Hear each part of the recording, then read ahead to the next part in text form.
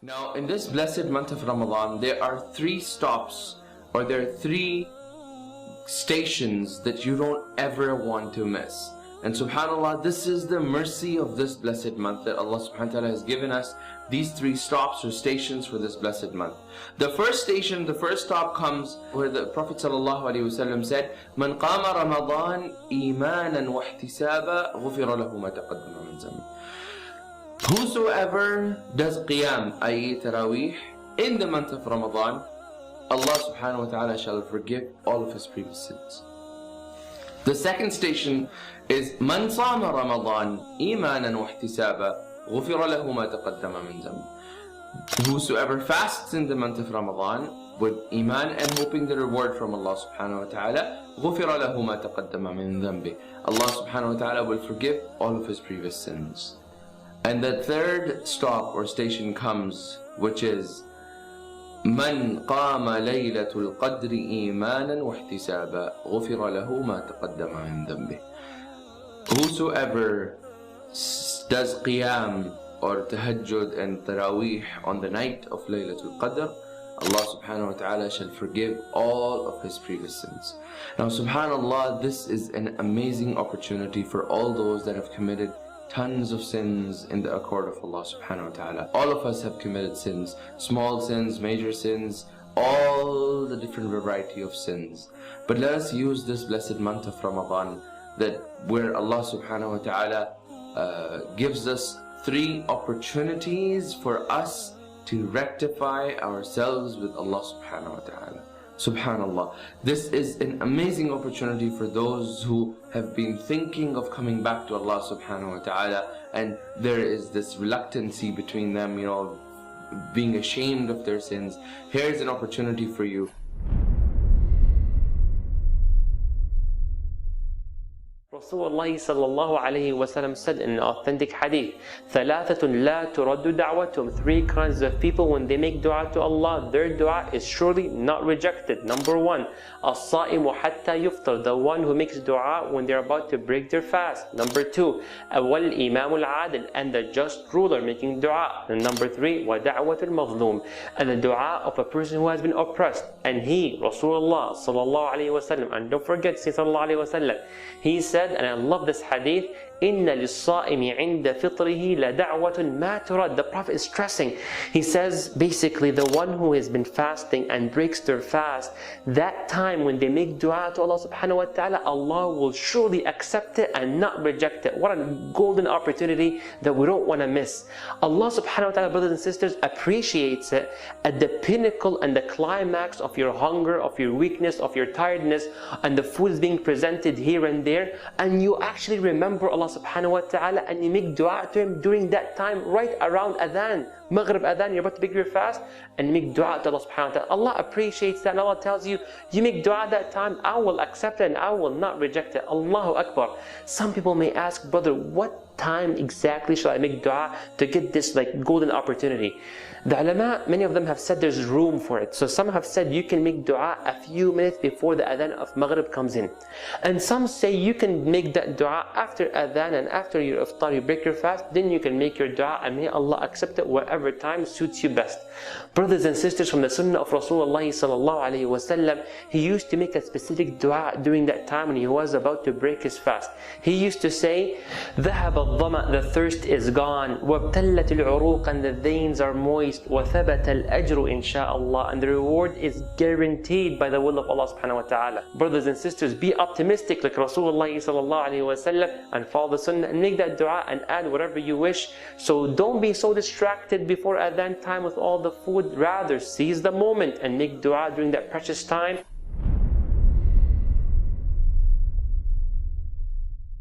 شهر رمضان الذي أنزل فيه القرآن هدى للناس وبينات من الهدى والفرقان. What is the first thing Allah wanted us to know about Ramadan? شهر رمضان الذي أنزل فيه القرآن. The first thing He told us about the ayah, the month of Ramadan is the one in which the Quran was sent down. There's no mention of what yet, Master? There's no mention of fasting. The only thing, this is a month, the Quran came down in it. So now the Muslim knows, the thing that makes us different, that Quran, that incredible gift of Allah, that was revealed in this month is better than every other month, automatically. This book is better than all previous revelation. It's the ultimate revelation, the final revelation of Allah Azza wa Jal. This month must be the best month of all. The Muslim hasn't even heard about the fasting yet, but he knows this is the best month. Now maybe the next words are going to tell us about fasting. شهر رمضان الذي أنزل فيه القرآن هدى للناس. Quran is a guidance for people. The conversation is no longer about Ramadan, the conversation is about the Quran. The Quran is so important in this ayah that the subject of the month of Ramadan is stopped. And the conversation began about the Quran itself. You should get reintroduced to the Quran. And let me tell you what Allah says about the Quran in this ayah. Number one, He says, هُدًى لِلنَّاسِ. It's a guidance for people. Do Muslims already know that? Yes. وَبَيِّنَاتٍ مِّنَ الْهُدَى. It has multiple proofs and multiple clear teachings that come from guidance. Do Muslims already know that? وَالْفُرْقَانِ. And it makes a distinction between right and wrong. It dictates a criteria, a standard between right and wrong. Do Muslims already know that? Yes. Everything Allah said about the Quran in this ayah is something the Muslims already knew or didn't know. They already knew. What is Allah telling us? When this month comes, it's almost as though you are getting reintroduced to the Quran. It's like you're coming to the Quran for the first time all over again. Every time. You should feel like you just became a new Muslim ummah. Every Muslim should feel like he just became a Muslim. You know, when somebody just becomes a Muslim, they really want to read the Quran. I just want to read. What does it say? What does God say to me? There's a curiosity, right? Allah wants us to have that fresh take on the Quran every single month of Ramadan. Not for just the fasting, not just to get the foods. Most of us end up gaining weight in Ramadan, not losing weight. I will recite the Quran like I've never recited it before. I will read the same ayat like I've never read them before. This is the beauty of these ayat. The Jews believed that their book was guidance for all of mankind. No. They believed that their Torah was guidance only for them. Allah says, شهر رمضان الذي أنزل فيه القرآن هدى للناس. Not this time. You new nation, you don't get to keep it for yourself. This will be a guidance for everyone. So you know what those words mean? Allah didn't just say هدى لكم. It's guidance for you people. He said هدى للناس. You know what that means? This month I will learn the Quran. I will reintroduce myself to it, but I know for a fact this book will not walk itself over to the people. Who will have to give it to the people? You and I will. Because it is guidance not just for you and me, it is guidance for the people. The month of Ramadan is a reminder that we have to share Quran with humanity. Just in the words هدى للناس.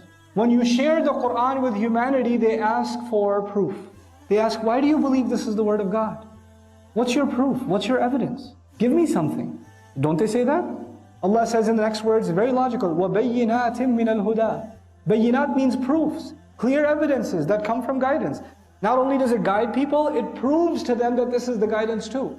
You don't have to come up with some outside evidence, the evidence is inside the Quran. Anybody with decency, human decency is going to see that. They're going to come to this book with the right intention and they will find guidance and the proofs that this is guidance. It will validate that for them. وَبَيِّنَاتٍ مِّنَ الْهُدَى. And once they accept those proofs, it will tell them which way is wrong and which way is right. وَالْفُرْقَانِ. It will separate right and wrong for them. So it started with a guide, an invitation for people, a guidance for people. It'll prove itself to them. And once it proves itself to them, they will pick the right way from the wrong way because it'll draw a line for them. Don't do this and do this. Live this way and don't live this way. SubhanAllah.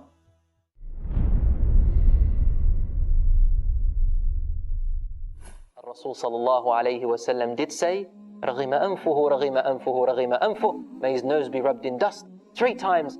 And the Sahaba said, who ya Rasulullah? He said, مَنْ بَلَغَ رَمَضَانَ وَلَمْ يُغْفَرْ لَهُ. Whoever reaches Ramadan and they haven't been forgiven. So there is no greater opportunity than the time of Ramadan for our forgiveness. O you who has regretted their sins.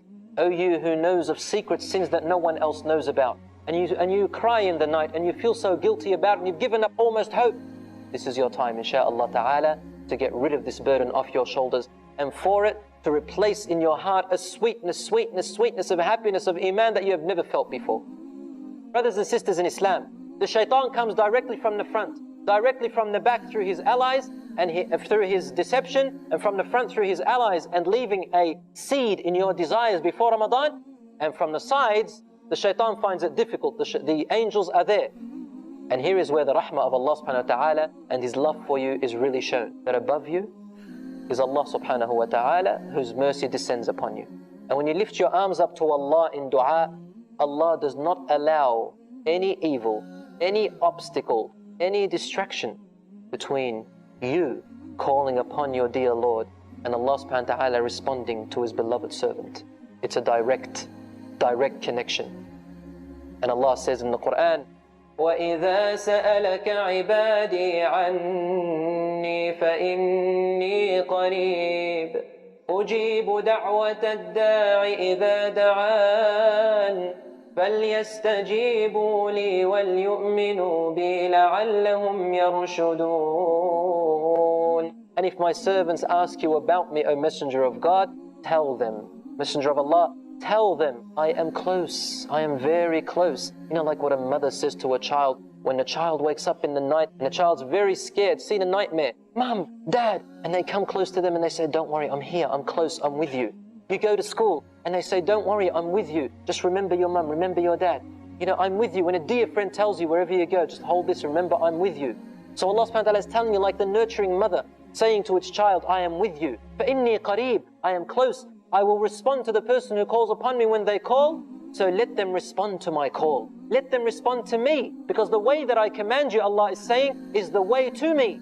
Is the way to me. When Allah subhanahu wa ta'ala commands us something or prohibits us something, He is actually drawing the line or the road for you in how to get close to Him. How to feel His presence, subhanahu wa ta'ala. To the point where you continue to do the compulsory actions until you do the voluntary actions after that, until Allah says, I become your eye which you see with, your hearing which you hear with, your leg which you walk with, your hand which you touch with. And if you were to ask me for anything, I will give you. And if you seek refuge in me from anything, I will give you protection.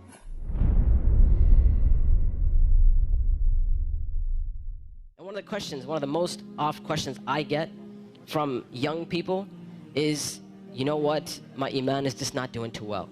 Like, I have a dip in my iman and I just don't feel it anymore. Or a lot of times people who start practicing Islam, they'll have this iman high and they're doing really, really well, and then a time will come where they'll be like, you know, it just doesn't feel the same anymore. Or a lot of times reverts and converts will say, when I first became Muslim, it was the most amazing experience of my life. And I want that back.